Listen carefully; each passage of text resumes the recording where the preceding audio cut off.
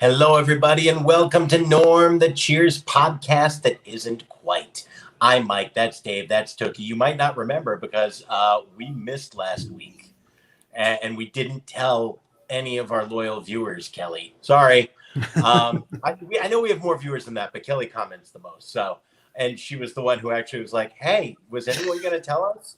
And I think we all somehow assumed that somebody else was going to post that we weren't going to do the show, and then we just didn't show up. So we're super professional, and we apologize for that. And to make it up to you, this week's episode is free. So we are going to beat that deal. We are an Ouroboros of incompetence. It is very nice to be here. It's been quite a week.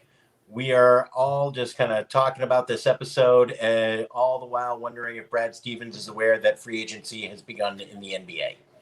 I don't think he knows. It's the only the Celtics are the only team that hasn't signed somebody, right? I mean, they did make everyone else has. They did make a fairly major move, like a month ago. Well, I would qualify getting Richardson as a fairly major move. I don't know that I would. I mean, there's some money there, but my guy Jason, he's struggled the last 2 seasons, really. I mean, he hasn't done much of anything since he was on the Heat. Am I wrong? Am I thinking of a different Jason Richardson? I mean, I don't fault anybody for not succeeding in that Philadelphia morass from 2 years ago. All right. What about Dallas? Well, Dallas seems to kind of hit or miss, guys. Let us not forget Rajon Rondo's tenure of Dallas. Oh, poor Rondo. I am the one person on the planet who just cannot stand that guy. No, I'm anti-Rondo. There's more than you. I can't take it. He's the reason why Ray Allen left. Sorry. Okay. I have a very complicated feeling with Rajon Rondo, because I can look on a lot of reasons to not like Rajon Rondo. Yeah. And the heart wants what the heart wants, and my heart wants Rajon Rondo in my life. I don't know why. I loved his time when he was here. I fought for him being recognized as a top 5 point guard harder than I fought for my parents to be acknowledged as good parents. And he had a better claim to it. But I really, like, I love that guy. And I still look at him, and every time he does something, I'm just like, that's my guy. Yay. Look at my guy getting 9 assists when you weren't expecting anything. I don't know. I like him. I 2 points. I acknowledge I'm probably wrong. Wince. I mean, the fact that you have to quote Woody Allen in your defense of Rajon Rondo is in itself probably a tick mark against you. Was Woody Allen not quoting someone else there? He sure sounded like he was, but I never was able to get past the bile to ascribe that quote. Yeah. Was Woody Allen never not quoting Woody Allen? He seemed very self-involved. Yeah. I mean, it might be very appropriate where it's like, look, I acknowledge this person is probably not the best person out there, while still somehow enjoying their work. You want to talk about that? Let's talk about Space Jam 2. Yeah. Oh, Space Jam 2. And the Pepe Le Pew erasure. I can't stop hearing about it in my house. Yeah. But Pepe Le Pew needs to be erased. Thank you. I'm sorry. I know I've talked about cartoons. I've got a bit about it. We still enjoy Bugs Bunny in our house. We really do. Like, a lot of those old Looney Tunes are really fun. We love going to the Brattle for the Bugs Bunny Film Festival. We were watching, so locally, MeTV does Saturday morning cartoons still, which is really fun. And they do an hour of Bugs Bunny. And we were watching, and they had a Pepe Le Pew. Oh. Worse than I ever remembered. It's all the standard Pepe Le Pew stuff. And then it ends with a scene from the movie Room. It ends with Pepe chained leg to leg to a female skunk who is trying to saw the chain off and escape Pepe Le Pew. Well, no, she's a cat. Is she a cat? I think she's a cat. It's always a cat who It gets usually accidentally. I think this was a female skunk, but I could be wrong. Okay. I came in about halfway through and I'm like, oh, Peppy. And it was all the Peppy stuff. And if it was a cat that accidentally got a strike down its back, she was still like that at the end. And skunk or cat, horrific. There's no animal where I would have felt okay with this episode of Pepe Le Pew.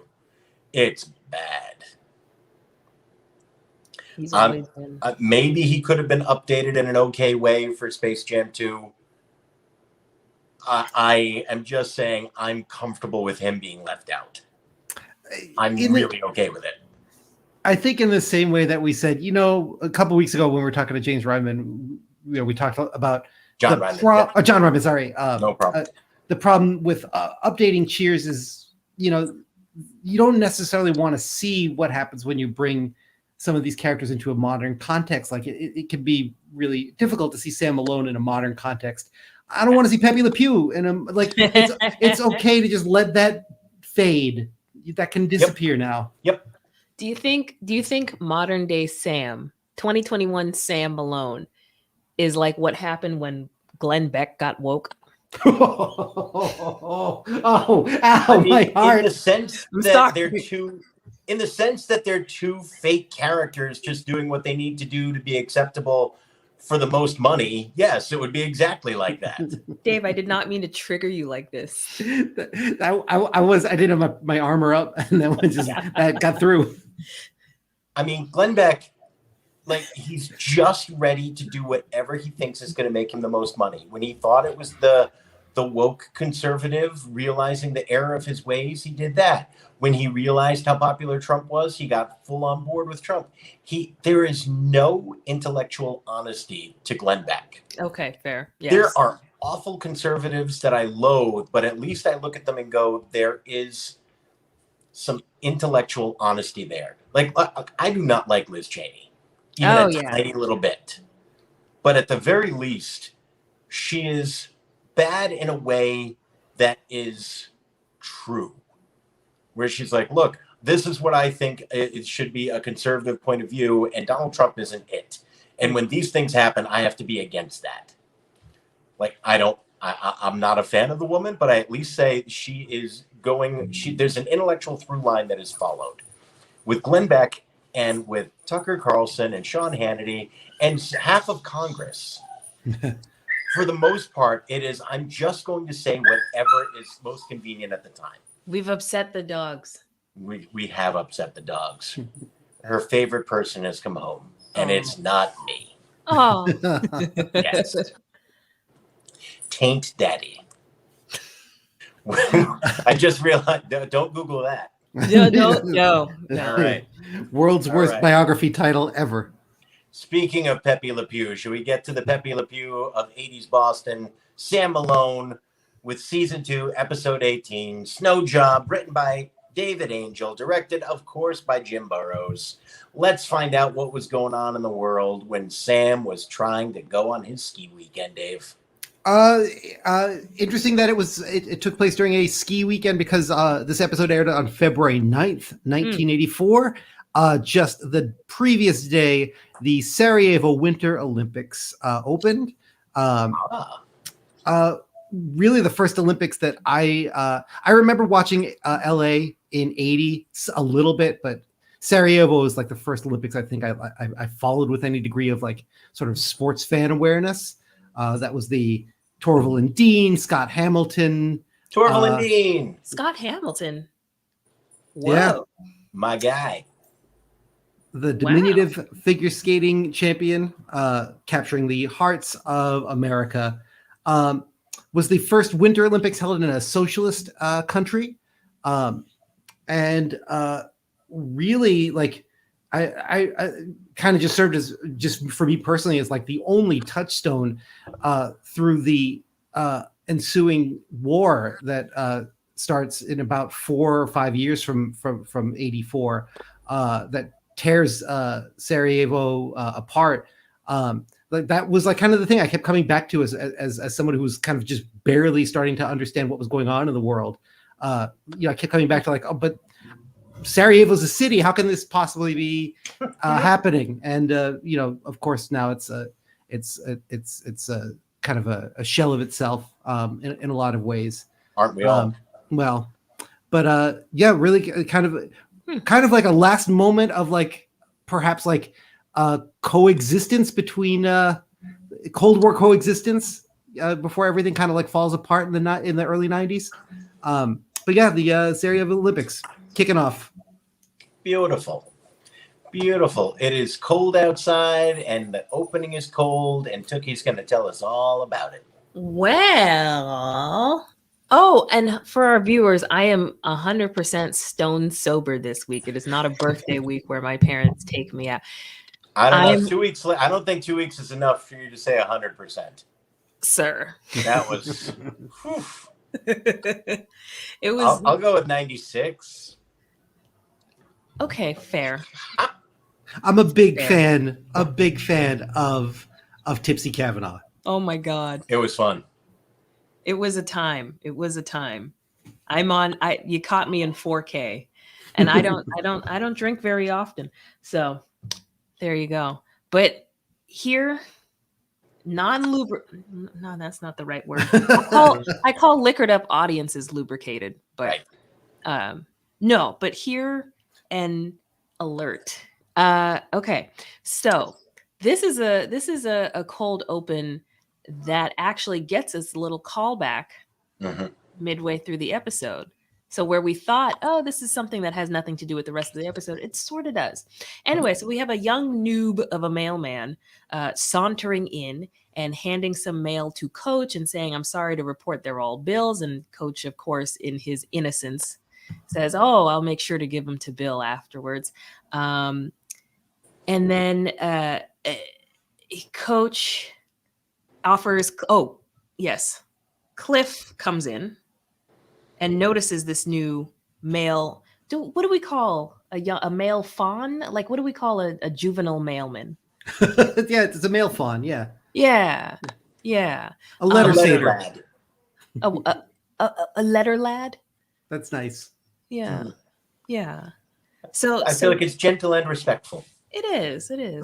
So we see Cliff and enter and he notices this young chap and corrects him about or well, maybe not correct, berates him more or less about having his taco meat out and not having the second to last or second to first. What would you consider this, since you're both man shirt wearers?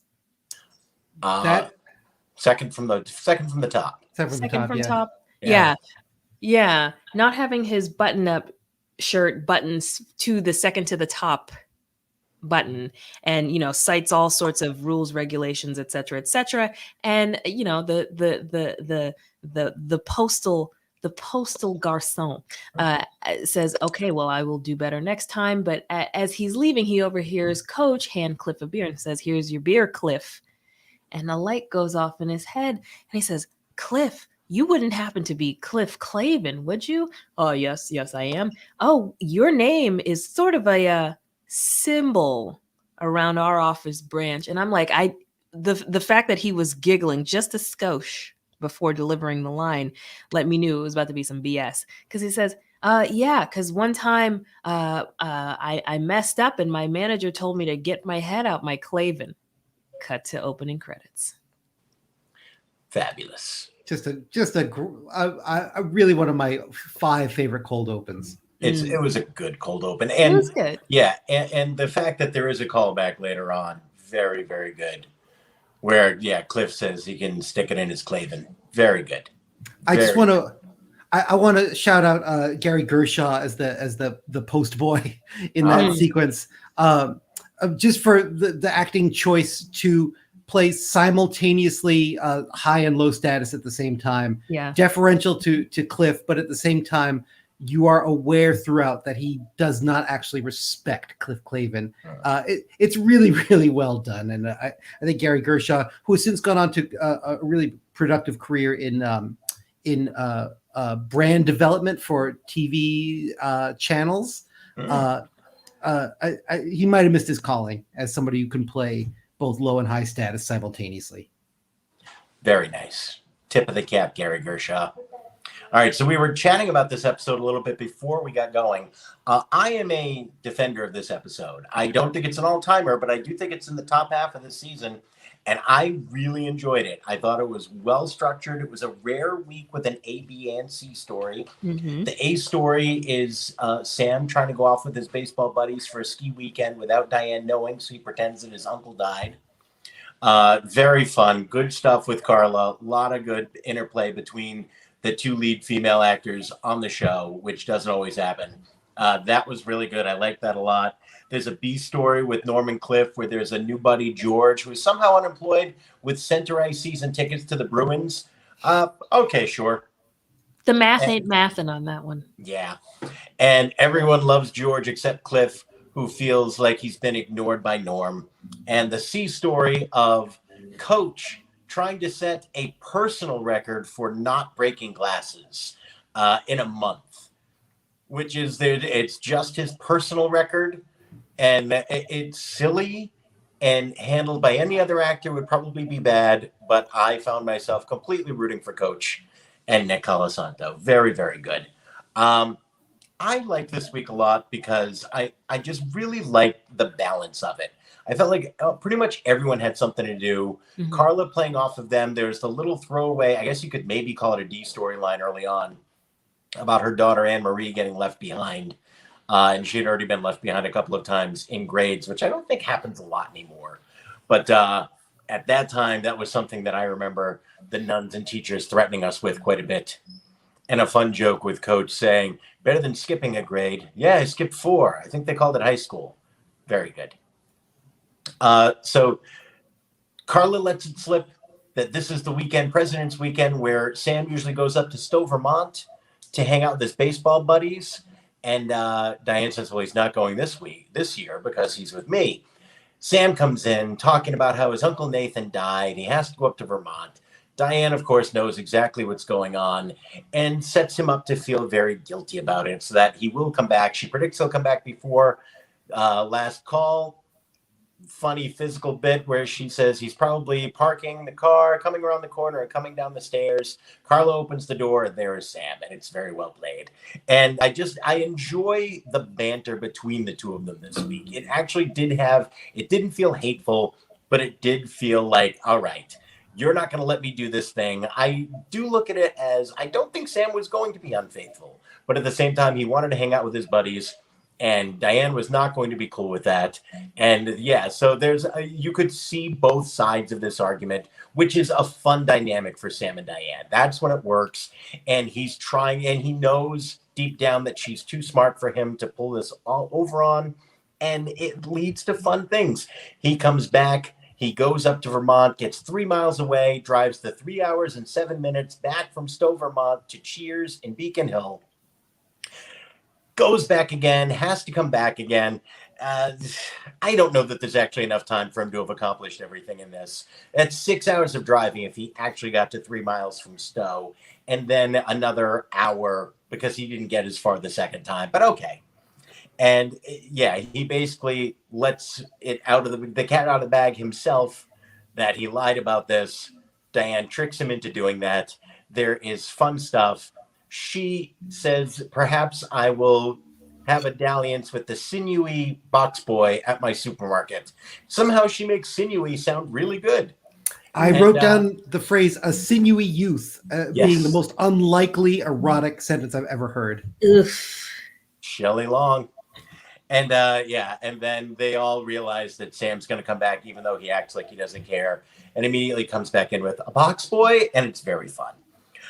Norm comes in with this guy, George, in the B story, who is just the life of the party, telling jokes. They're going to go to the Bruins game. Cliff is all hurt because Norm is actually spending 5 minutes with someone who is not Cliff.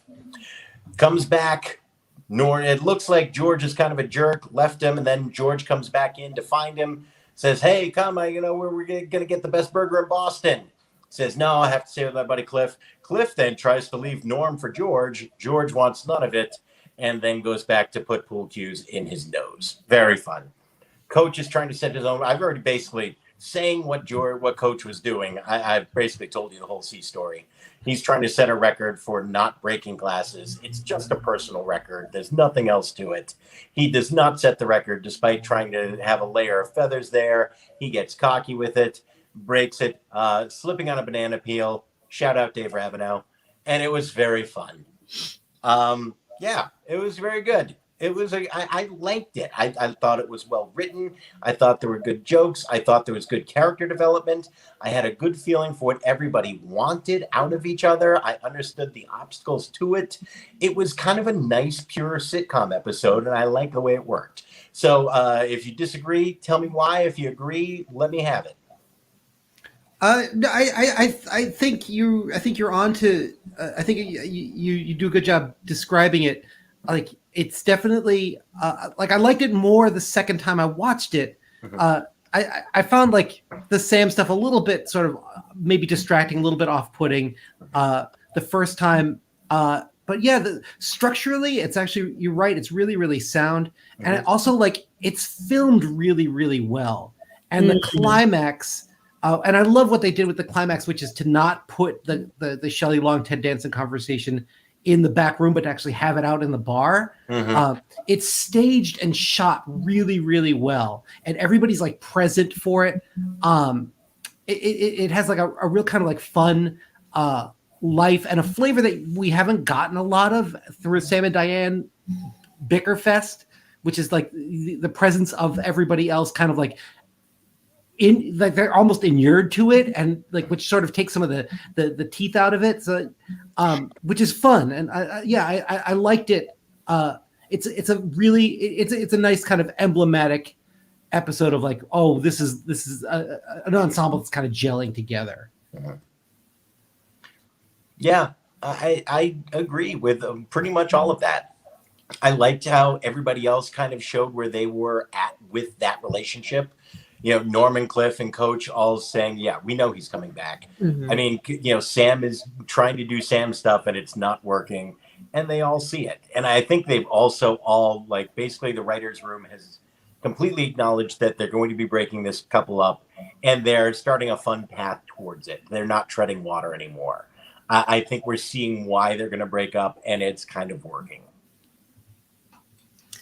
Agreed. I mean, I will say I thought it was kind of spooky to watch in real time Diane Telltale Heart, her boyfriend, planting these psychological seeds. I can't think of any other word for it other than spooky. I agree. And I wrote down a couple of things where, look, I don't think it's cool that Sam is lying to Diane. Yeah. It's not okay. All that being said, I started to, I didn't like Diane a lot this episode. I wasn't sure if I was wrong about that, but I look at it and I do look at it and feel like, is it weird that he feels like he can't see his friends on this weekend, that he can't leave and have her trust him and be okay with it? Is it weird that instead of her talking to him about how she feels, she manipulates him and she plays mind games with him? And she does it very well and in a funny way, but it's really weird. And then later on, when he talks, he's like, don't use that tone with me. What tone is that, Sam? And it is. It's like, ew, that's not how you talk to somebody that you love or even respect. It's all really weird. And like, even this little thing where, like, she calls Sam his flabby face. It's like she does that with Sam like multiple times. And I feel like it's because she knows that his looks are important to him. She said, like, shut your fat face. Like, she says these little fat, flabby, like, that comes up in a weird way with Sam. I felt very weird about how Diane interacts with Sam this week. And I should be very anti-Sam. He's going on this weekend and he's lying to her, but I kind of get why.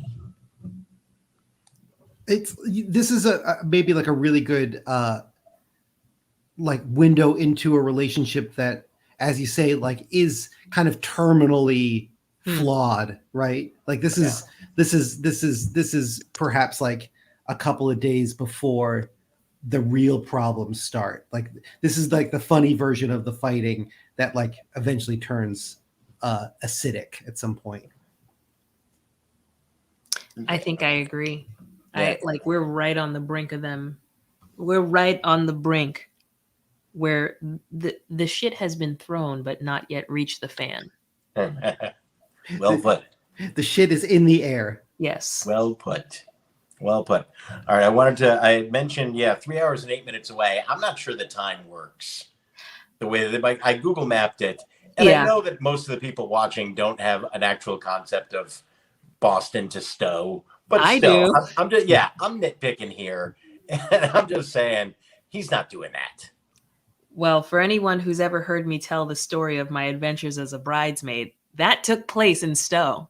A fun moment in Norm, the Cheers podcast. Yeah. Where poor Tookie had to venture into the hills of Vermont as a bridesmaid. It was a good time, but my God. Tough moments. We were all worried about you. Glad you came back. Glad you came back. It was funny. I found myself feeling a little bit bad for Cliff this episode too. Really? It was multiple times where people were behaving poorly, and yet I felt some sympathy for them because I understood how wildly insecure Cliff was in this idea of if he does not have Norm, he has nothing. Like he needs him and this job to this level. And just that this guy knew Cliff Clavin, I mean, that he's not just made fun of by Carla and lightly by the people in the bar. Like, people use the word Clavin to mean asshole. And even if this guy is making that up and his boss didn't say that, he heard the name Cliff and knew this is Cliff Clavin. And that guy is known throughout the Boston post office. So that's rough. Yeah, and it's like, all right, I have no one to talk to if Norm is not here. That's a bummer. It's really kind of amazing that this series is gonna gather itself. There's one character that everybody can agree that they love unconditionally, which is Coach, and he's about to exit. Surprisingly and sadly, and it's kind of amazing that this series managed to regather itself without this sort of emotionally. I don't want to say the emotional center, but like without the character that everybody can agree that like they exist with no animus towards. Yeah, it's really kind of amazing. And the way I think about those later seasons is like it's more of like a sort of ensemble comedy of a bunch of losers that need each other. Yeah. I guess this is maybe like we're getting just a little bit of a glimpse of like that sense of these are all kind of like beta level people that are trying to figure out how to. That really just need each other because they don't have anything else. Yeah.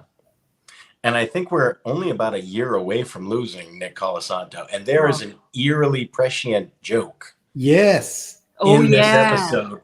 Yeah. I mean, I think we all caught it. Where Sam is, well, I got a funeral waiting for me. And Coach goes, don't we all? Whew. This was a spooky episode. Right? All around. That's the only word I can really think to describe just so much. There's some spooky stuff and some good lines. There are multiple lines I really liked in this week's episode. One of the classic Norm jokes. What's shaking, Mr. Peterson? All four cheeks and a couple of chins. That is one of the legendary Norm entrances that I've heard quoted multiple times. That might be the sort of like text of Norm entrances. Yep. Yeah, I'm not sure it ever got better than that. Mammoth could never. No. Ugh, don't get me started on Mammoth. Don't get me to go. Mammoth and Zack Snyder's Man of Steel movie are boy. Can you imagine Mammoth writing a Cheers set in Chicago? They haven't made a window big enough for me to hurl myself out of. There isn't a fire hot enough to burn the pain from my body. So yeah, I really liked this week's episode. Let's get to some categories, then we'll talk about this week overall in a grander sense. Because we're getting towards the end of the season, we're getting towards some big milestones. We're less than a year, I think, from losing Nick Colasanto. So yeah, it's an interesting time. You can feel the series moving towards a big moment of change. And it's a feeling that is permeating I think, this episode and then the next few. So some things that I really liked about this. Let's go to joke of the week, because I've got a lot of lines that I wanted to kind of quote and say I really enjoyed this week. So what's your joke of the week this week, Dave? And then we'll get to Tookie's vibe of the week.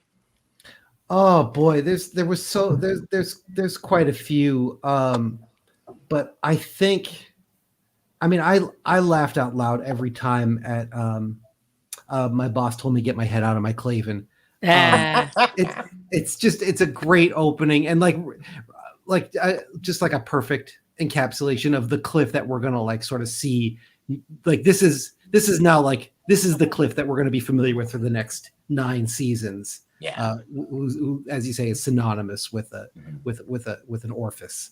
That was magical. And again, like, really, I don't want to pump Gary Gershaw's ego too much, but really, because he gets too much praise all the time. Yeah, we want to be careful about making Gary Gershaw feel too good. No, this is a Gary Gershaw stan account now. It would have been really easy to make that character one note, to be like deferential or obnoxious. And the fact that he makes him deferential and obnoxious is a real kind of little treat that I enjoyed.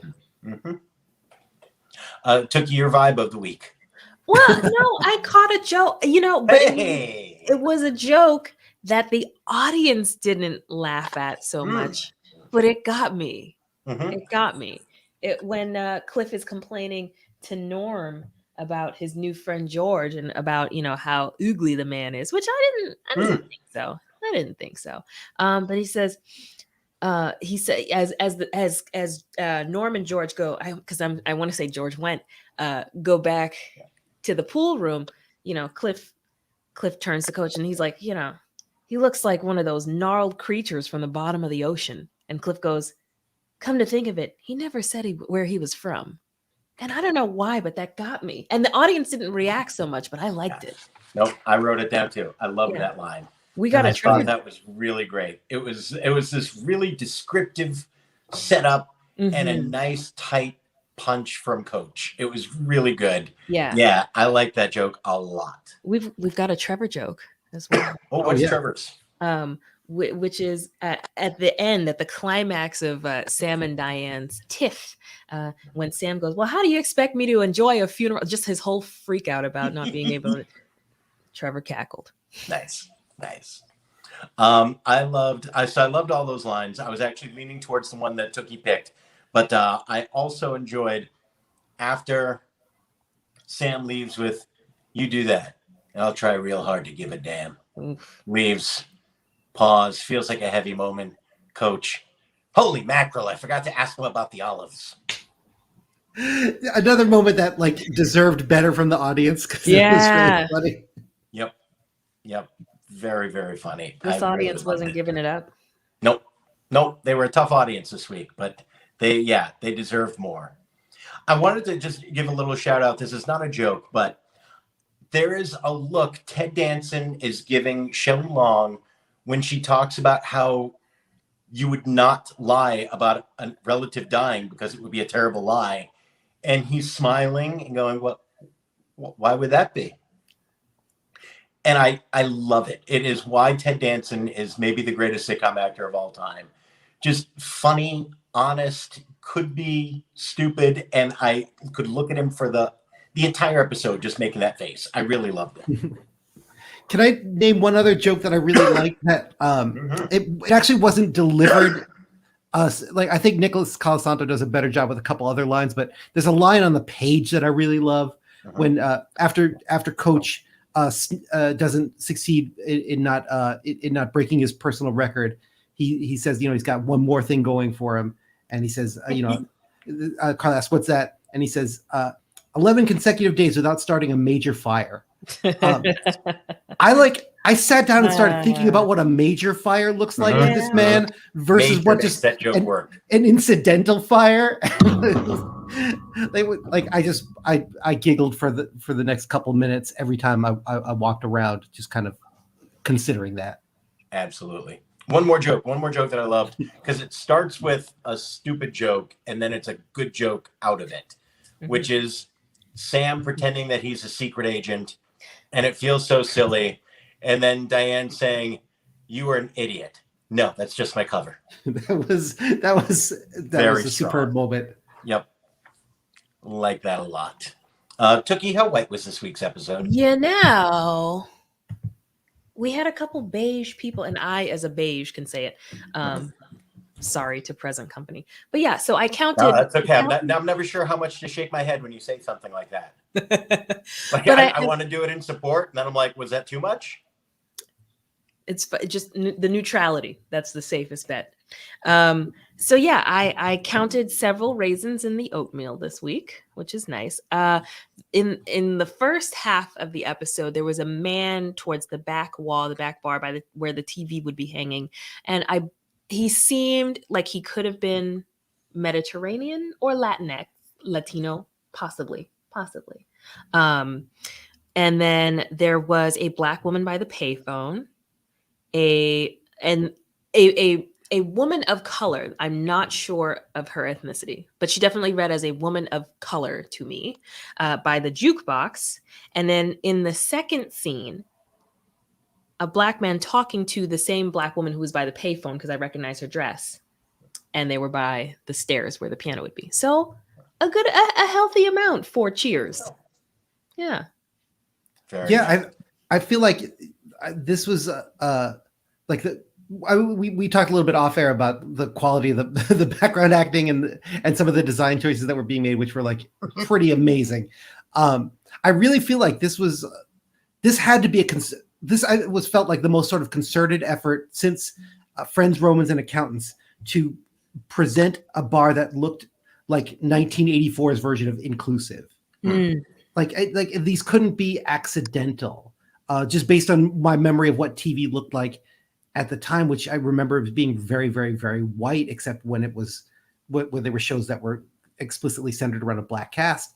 Like this felt like it was this particular bar, this particular night felt like it was really trying to present an image of a place that was, I guess, inclusive. And it really it was nice to see it. Like I wonder if I would have clocked it in 1984 seeing that.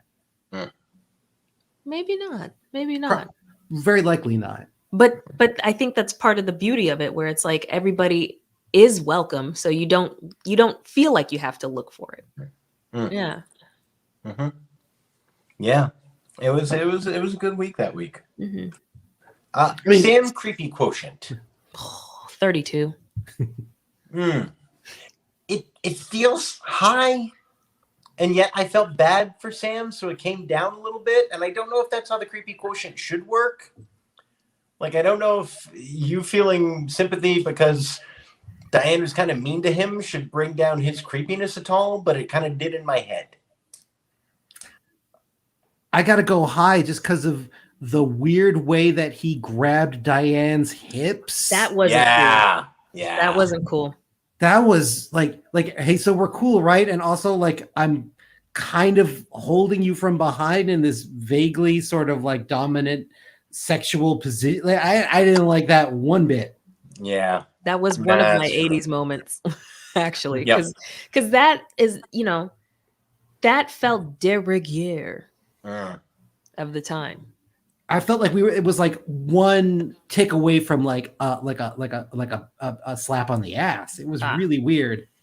Mm-hmm. Which Cheers has also never shied away from. True. Yeah. Yeah. So let's delve into the 80s moments.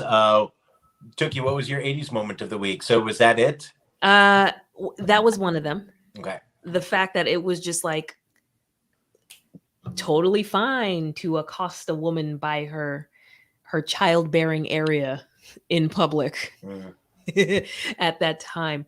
But my major 80s moment is the fact that death notices happen online now.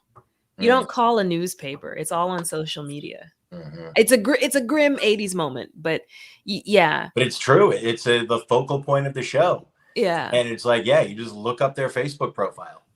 Or you just, suddenly you wake up to an influx of RIP my man. Like, or at least that's what people That's what it's a certain subset of the population that is really all about the man, we didn't get to talk much, but RIP, I'll be missing you, that kind of thing. And for a certain segment of the population, it's not really real until you see their photo poorly photoshopped with like some angel wings and some it's you got to look it up, and it's until somebody, it's not real until somebody gets the deceased face airbrushed on a t-shirt. In the comedy world, it's not real until you use it as a chance to list your credits. This is true. I was lucky enough to open for Nathan Malone at the Funny Bone in Hartford in 1989, and he'll be missed. Ugh. But yeah, so it's not even that it's an established convention, but it's not even that it's an older convention that's been around as long as newspapers, but ever since the advent of social media, I've been so accustomed to, unfortunately, occasionally seeing, that's the way people are notified now. Yep. Very true. Dave, what was your 80s moment? I don't want to keep returning to Gary Gershon, but he kicks it off this week. There is so much mustache in this episode. And he leads it off. His is the first mustache I think we see, quickly followed by Cliff Clavins. But there's a lot of background mustache in this episode.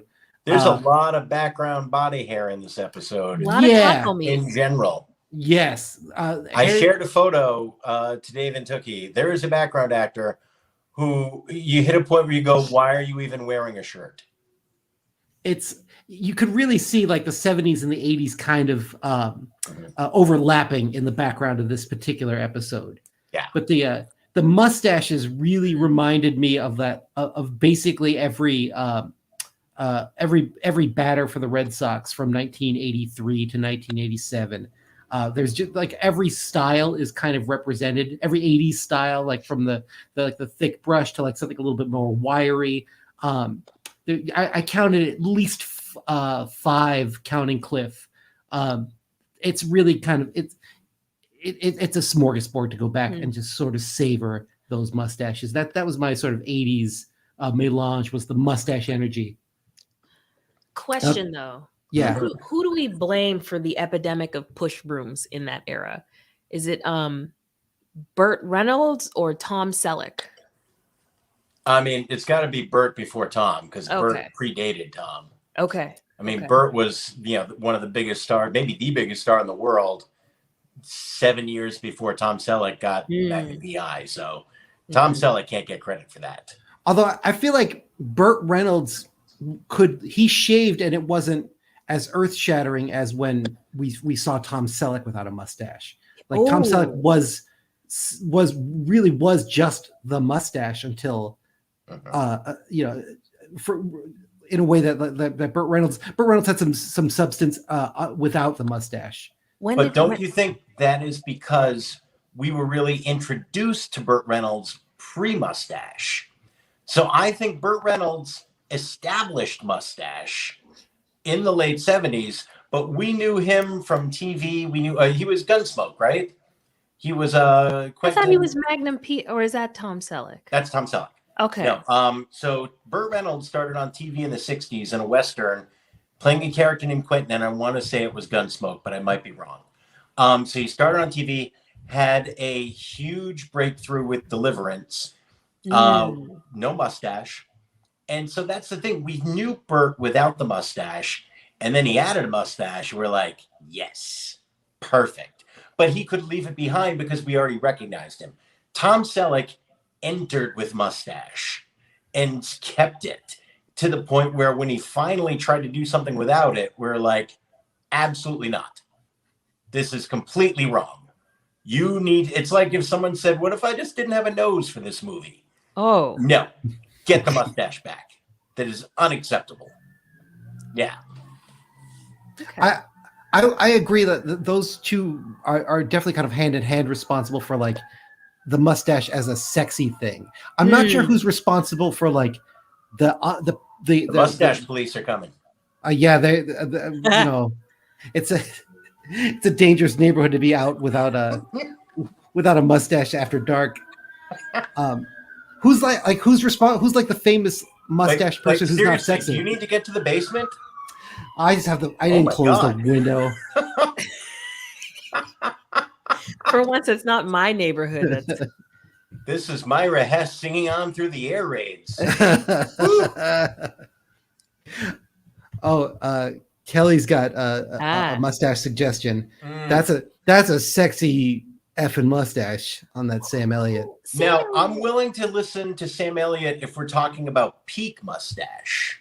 Yeah, I agree. But in terms of popularizing and introducing and making it the cultural touchstone it is, I can't go Sam again because Burt predates Sam as a legendary mustache.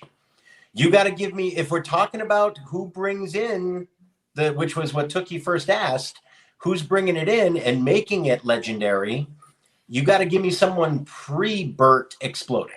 You've got to give me pre-Smokey and the Bandit Burt Reynolds for me to listen to that argument. I will hear peak arguments, but not introductory arguments. We recently watched something at the house with Sam Elliott voicing a cartoon character, and I can't think for the life of me what it was. Yeah. But there were all sorts of unnecessary voice cameos. Well, that's every movie now. Yeah. Oh, Rhett Butler. Oh, Rhett Butler. There's a good right. mustache argument. Yeah.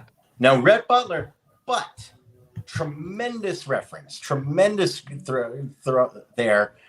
My counter would be, did everyone get a mustache when Rhett Butler made it a big deal? I feel no. Like, when I think back on 40 cinema, were there a lot of mustaches? No, but I don't recall that. I feel like because he was in a period movie, there was a resurgence of racist sideburns. Is that like at one point or another? Okay. That is entirely possible. Yeah. I would love to see a depiction of racist sideburns as opposed to sideburns that are an ally. Oh no, if that is perhaps possible. It's possible. Okay. I feel like there's a lot of liberal hippie sideburns in Vermont, so I need to know what makes one sideburn different from another. Oh. Rhett, as I am remembering it in my mind's eye as well, not a big bushy mustache, not quite pencil thin, but definitely a narrow strip of hair that needed to be carefully trimmed. Closer to the Gary Gershaw style of mustache. It all comes back to the Gersh. God bless the Gersh. All right, my 80s moment. Sorry, completely forgot that. So I had a couple of thoughts. I agree with everything that's gotten mentioned. Thought about Sam's vest. That idea of I'm just wearing a vest into the mountains and that's going to keep me warm was a very costume thing from the 80s. I can be wearing a vest in July, late night at the beach, or this will also keep me warm in a blizzard. The miracle vest of the 80s. So that is something. In a grander sense, the idea that if you go somewhere and they leave for a little while, you just can't get in touch with them again. With Norman George at the Garden. Yeah, he went to find friends, and then George coming back to this bar to track down Norm and be like, where'd you go? We couldn't find you. And he actually had to go all the way from the north end of Boston Garden back to Beacon Hill to Cheers to find this guy again is very 80s. Yeah, that's good. That's good. Also, like to like companion with that, like Carlin not knowing the score of a very exciting Bruins Islanders game, like that would be that would be common knowledge. Anybody with a phone or be on the TV at the bar. Very true. What were they watching in the bar that night? Yeah, the mind boggles if they're not going to watch an 8-7 hockey game. Right? That's a hockey game I'll watch. And a very, very rare and special occurrence. Yeah, and even that is a very 80s thing, though, of it now, even if you didn't care about that game, even if you didn't have the TV on, someone would get a push notification that a legendary hockey game is going on, turn it on. Yeah. Very 80s. Mm. All right, where are we ranking this episode in terms of season 2? The more we talked about it, the more it grew on me. Because I was unsure about this one at first. I was like, is this a clunker? Is this whole season gone to poop? But no, the more that we analyzed it, the more I'm like, I like this one. It's closer, not the top of the top, but like top 5. Yep, it's up there. Top It's 7, up there. maybe. A lot of Top fun, 7. good classic sitcom-y stuff going on here. Yeah, a lot of like also like really fun, silly moments. Like the coach with the feathers on his feet was so funny. Yeah. Just some real like weird, goofy stuff. Like watching Nicholas Colasanto throw a glass the way that no other human would choose to throw a glass is really fun. Yeah. I got to put this in the upper echelon. Like I'll definitely remember chunks of this episode. Yeah, this is somewhere in the top 10 for me. Yeah. I don't know exactly where or how high, because I know next week is going to outrank this one. Next week is an outstanding one. It is a coach-centric episode. It's a great one. Yep. So yeah, next week coming up, very special. But big fan of 18 Snow Job. Liked it better than I remembered enjoying it. So tip of the cap, David Angel, Jim Burrows. Well done. All right. Can I say one more thing? One more awesome thing about this episode, which I really noticed the second time. The stage. I know I talked about the staging of that last sequence, that last Sam Diane fight, in and around the bar. The shot. It's a really beautiful shot when Sam realizes that he's been caught in the lie, and that he castigates himself for giving the name Nathan. He's like in the distance, out of focus. And Shelley Long is just in the forefront, completely still, just listening to him. And it's like, it's composed beautifully. He's tiny and she's gigantic, and it's a perfect, it's almost ostentatious how great a shot it is. Yeah. I feel like we haven't been getting the shots that we got in season 1, but this one was well shot. Yeah, this was a really well-directed and well-physicalized episode. The blocking in that moment, I agree. Yep.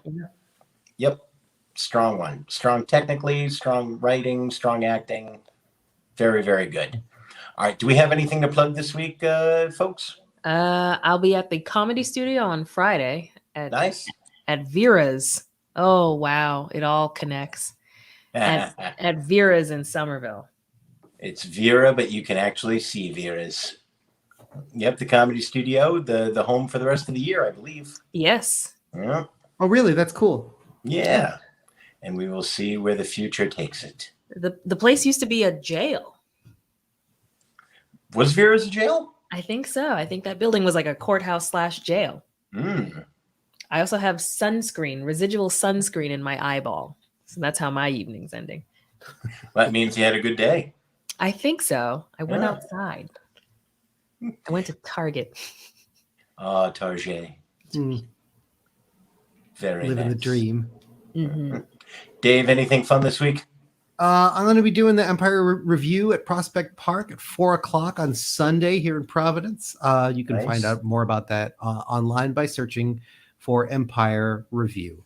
I'll be playing Crystal Gale. Perfect. You're the only person I could imagine pulling it off. That's kind of what I thought too. Awesome. I have nothing to plug. I had something to plug last week, so of course we did not do a show. What did you do last week? Just plug it in. I did the studio last week. Yeah, hell yeah. It was fun. Had a good time. Was the crowd weird? Were there No. The first crowd was epic. Just absolutely amazing. Like, wow, this is the crowd you hope for all the time. Second crowd, a little weird, but not bad. I think we got spoiled by the first crowd. Okay. Yeah. Fair enough. Yeah, there were a couple of weird women in the front row on the couch. Oh, the second show. Yeah. But to be fair, that's a challenging room. You have to actually be good at comedy to do well. I like this room a lot. I like Vera's. I feel like I really like it when the audience is right there. Ooh. It's what I liked about the old hideout. Yeah, no gap, Mhm. no orchestra pit. Mm. Let's have him right here. No energy lost. I mean, it's also potentially not great for the virus, but comedy-wise, I enjoy it. The intimacy of it all. It's not great for my health, but good for my spirit. Well, These only things are connected. only yeah, no. Most fully vaxxed people aren't picking it up, so you know. Yeah. No, Massachusetts, even in P-Town where they had the outbreak, everyone's really come through it okay. Yeah. Like, I know people are looking at it, but when you actually, and the media keeps wanting to be like, oh, breakthrough case. The percentages are actually kind of staggeringly impressive for how well the vaccine is doing. Mm-hmm. Like how few people who've gotten vaccinated have gotten it, and what a small percentage of those people are actually experiencing serious symptoms. Right. So it's like, yeah, let's get vaccinated. And thank God some of the southern states are starting to come around on it, and vaccinations are increasing again. And whew, let's get it done, people. Yeah. Let's get it done. I know. Anyway, so that's where we're at. Go get vaccinated. Stay healthy, everybody. Go to Empire Review. Go to Vera's, or come to my house. I guess those are your choices. So until next week, we've got a very good episode coming up. We'll post Mike's address up on the Dave. Facebook. My address is hidden, and I've got a guard dog. Bye, everybody.